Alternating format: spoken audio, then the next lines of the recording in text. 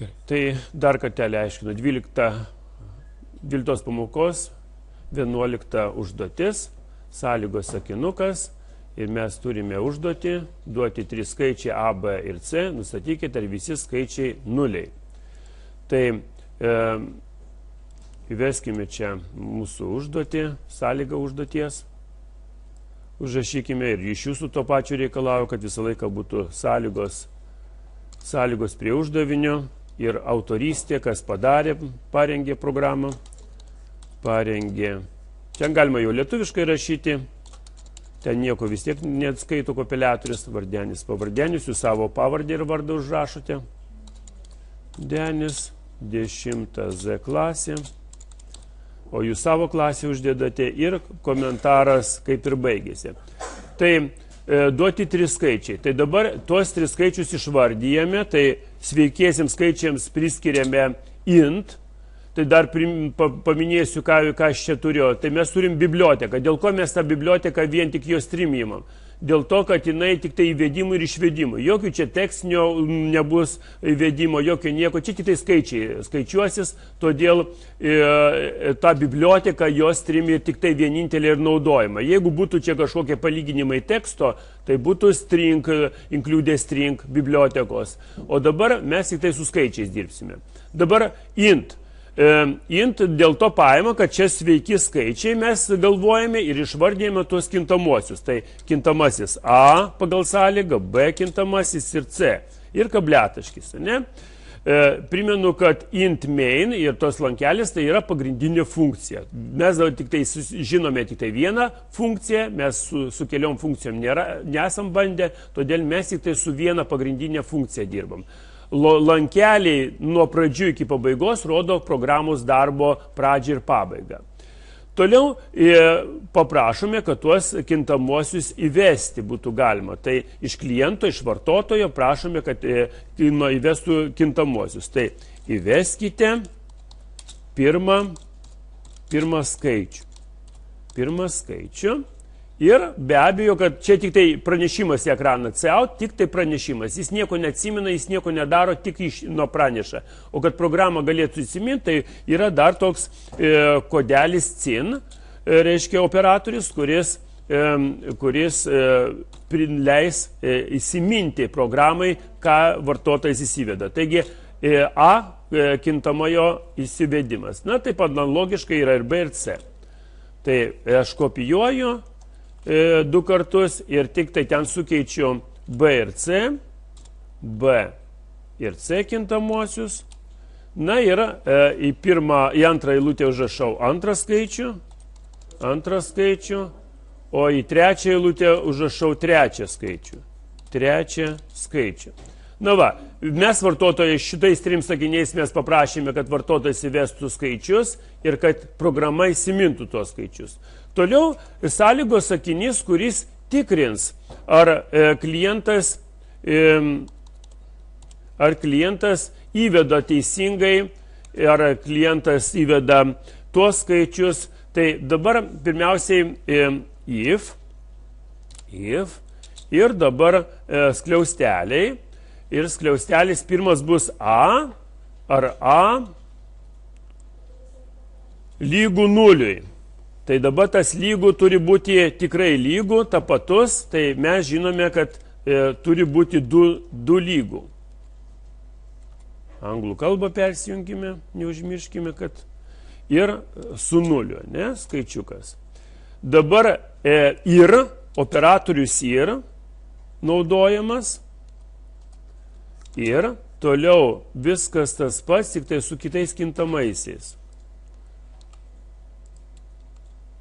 Tai čia bus B, ar lygus 0, ir vėl ir.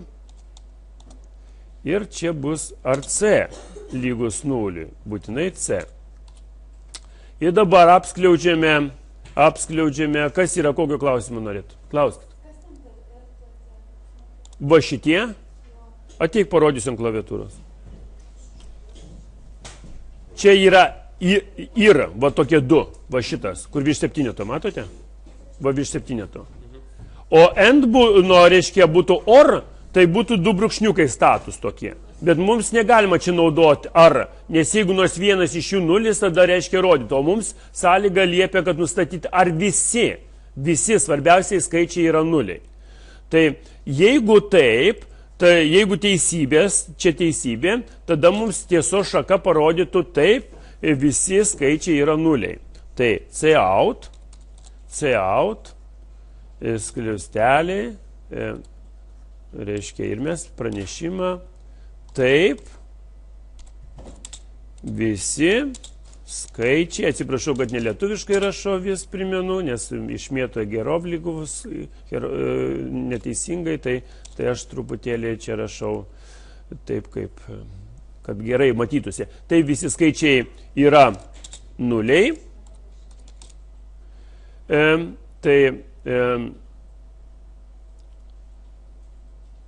Mes turime tuos brūkšniukus sudėti.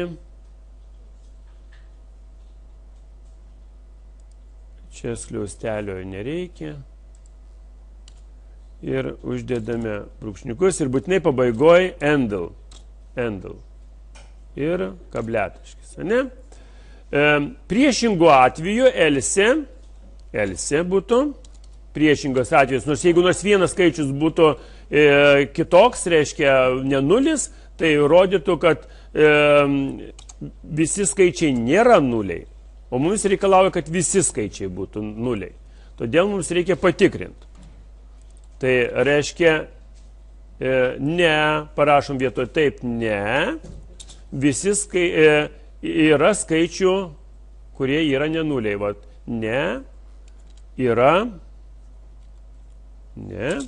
yra skaičių, kurie yra nenuliai. Na va, mes turim programą, dabar pabandykim ją kopeliuoti, pažiūrėkim, ar tikrai jinai gerai dirba, ar teisybė mums rodo, gal yra kokių klaidų, tai mes pasitaisysim tas klaidas. Taigi spaudžiame kopeliavimo skaičių ir dabar padarome, kad visi būtų nuliai. Tai įvedame pirmą skaičių 0, antrą įvedam 0, trečią 0 ir spaudžiame. Taip, visi skaičiai yra nuliais. Ta programa parodo teisingą, tą tiesos šaką. Dabar pabandykime pirmą skaičių įvesti, kad yra nenuliai. Tai pirmas skaičius tegul vienetas būna, antras tegul 0 būna, trečias būna tegul 0. Ir iš karto programa pagrebė atsakymą, ne, yra skaičių, kurie yra nenuliai. Na va, tai mes programą įsprendėme, viskas čia išaiškinta, dar kartelį kiekvieną sakinuką paaiškinu ir jį saugau, įdedu jums, kad jūs galėtumėt bet kada pasižiūrėti, bet kada ištyrinėti, paanalizuoti, kas čia yra ir kad galėtumėte tą programą jau turėti kaip pavyzdinę. Taigi, pirmas sakinukas yra šitome uždavinėje biblioteka, include, Jostream. Prie bibliotekų priklauso using name. Toliau, int main yra pagrindinė funkcija, kurioje yra apibrėžta lankelės vieta, kur mes galėsim rašyti uždavinio sprendimą. Toliau, int sveikiesiams skaičiams priskiriame kintamosius, kurios mums sąlygą pateikė. Mes, aišku, kintamųjų pavadinimus galėjom bet kokius paimti, bet mums sąlygų išvardė ABC, tai mes ABC ir suvedėme.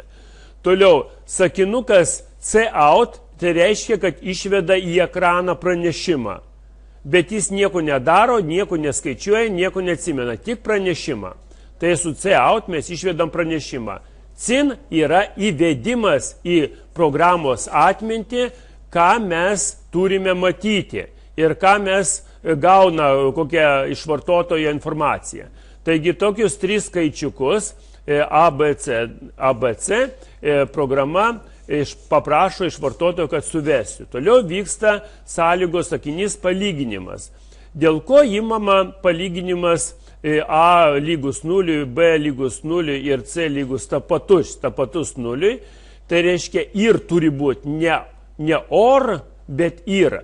Tai kada ir naudojame operatorių, tada visi 3 palyginimai turi būti tikrai vienodi, nei vienas negali atsitikti. Pavyzdžiui, būtų su ora, nors vienas būtų, sakykime, tenkintų sąlygą, pavyzdžiui, 0, o visi kiti ten vienetai arba dvejetų skaičiukai, visokie viskas, jau tada netiktų. Jau šitas variantas netiktų ir rodytų, kad uždavinio mes nesupratome.